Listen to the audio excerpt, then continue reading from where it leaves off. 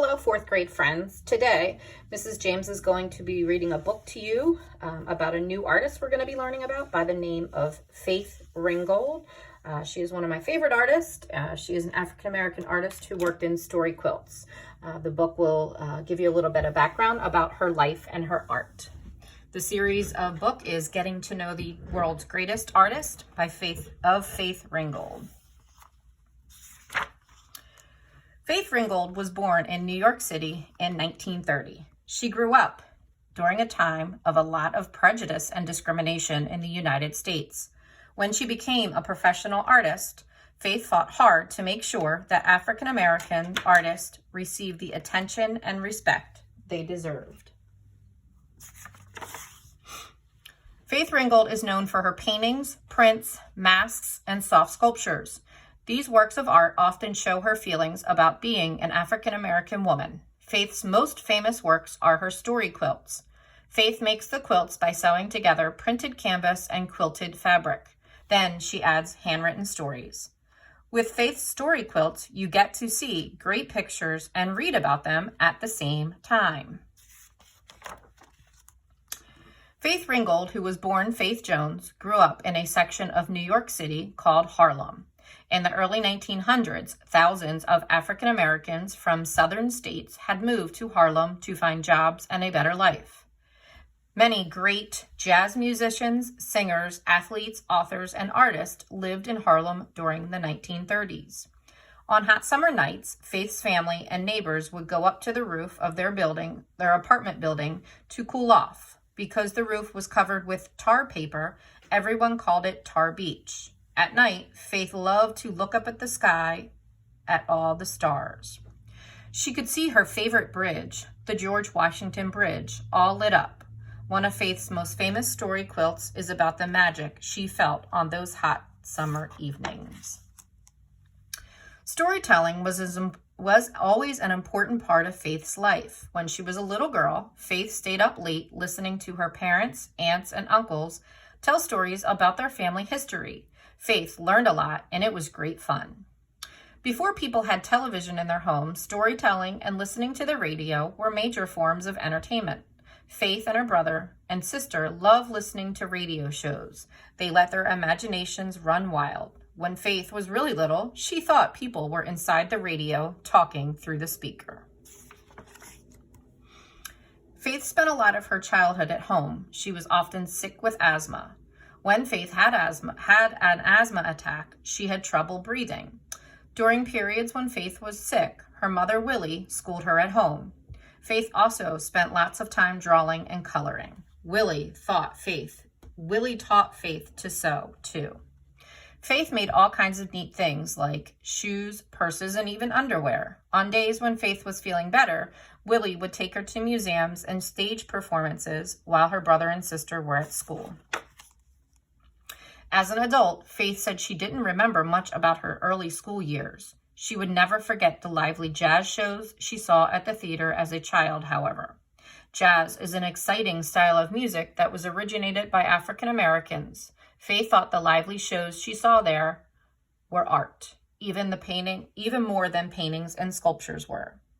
Later, Faith would paint and make prints of jazz musicians and singers. These pictures are so colorful and full of life, you can almost hear jazz music when you look at them. Even though Faith was always interested in art, she didn't take any art classes in high school. She did practice at home, though. Faith often did portraits of friends and family members. When she went to City College of New York, Faith studied education and art. It was in college that Faith made up her mind to become a serious full-time artist. One day, her instructor insulted a drawing she had made of a mountain scene. The instructor told Faith to label her mountains so he could tell what they were. He also told Faith he didn't think she had the talent to become an artist. That was all Faith needed to hear. She decided then and there to show her teacher and everyone else she would be an artist, a good one too.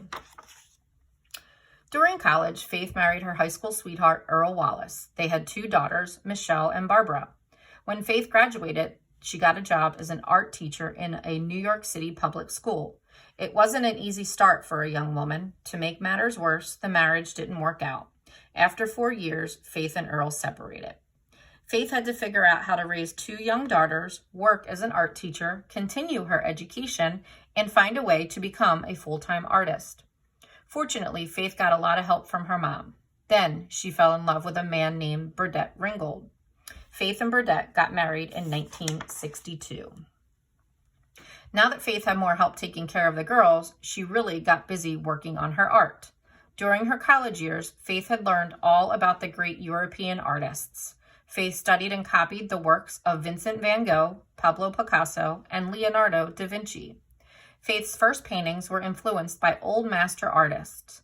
Even though Faith appreciated and learned important lessons from the European art, it really didn't have much to do with her life or her experiences.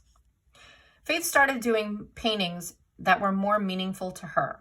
They were about the things she saw going on in the United States at the moment, things that African Americans were experiencing, especially African American women. Faith took what she had learned in school and combined it with discoveries she had made about African art. Faith studied and copied patterns, shapes, rhythms, and colors used in African art. She also became inspired by great African American artists like Jacob Lawrence. She began to add these ideas to her paintings. Faith was beginning to feel good about her art discoveries. Now she had to find a way to get her paintings noticed more. In the 1960s, people who owned galleries or ran art museums didn't think anyone cared about artwork done by Black women. Faith definitely didn't agree. She began showing her work to art dealers all over New York City. She even helped organize protests in front of New York City art museums when they ignored Black artists. The protest helped get museum people interested in African American artists. Over time, Faith Ringgold and her work began to get noticed too. By 1973, Faith was selling enough paintings to be able to follow her dream of becoming a full-time artist. Faith discovered something while on a trip to Europe that made it easier for her to show her work around. She saw an exhibition of ancient paintings from Tibet that were framed in cloth. These Tibetan cloth frames were called tankas. Faith thought tankas would look great with her paintings.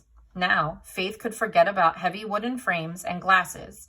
Tankas allowed her to fold or roll up her paintings. This made it much easier and less expensive to ship her work to galleries and art shows. Faith's mother, Willie, sometimes helped her daughter make tankas. Willie was perfect for the job. She had become a well-known fashion designer in Harlem and really knew how to sew. Faith had loved sewing from the time she was a little girl. It wasn't long before Faith was using her sewing skills to create her famous quilts. Quilt making is an African American tradition. In the 1980s, slave women would make quilts for their owners. They often added colorful shapes and designs that came from their African pasts. Faith loved writing stories to go along with her quilt paintings. Writing was just as important to Faith as painting and sculpting. It's much better to see a real Faith Ringgold quilt than a picture of one. It's interesting to see how she stitched pieces of painted canvas together and made her colorful cloth frames. It's fun to read the stories on the quilts too. If you can't find a real Faith Ringgold story quilt to look at, you can check out her many beautifully illustrated children's books. A great example is her first book, Tar Beach. It tells the story of Cassie Lightfoot, the main character from the Tar Beach story quilts. Faith also used her knowledge of African art when she created her mask series and soft sculptures. Once again, Faith combined African designs, fabric, and beads to create remarkable three-dimensional works. Faith Ringgold has worked hard to make her dream of becoming a full-time artist come true. Today, her work can be seen in museums and on walls of public buildings all over the United States.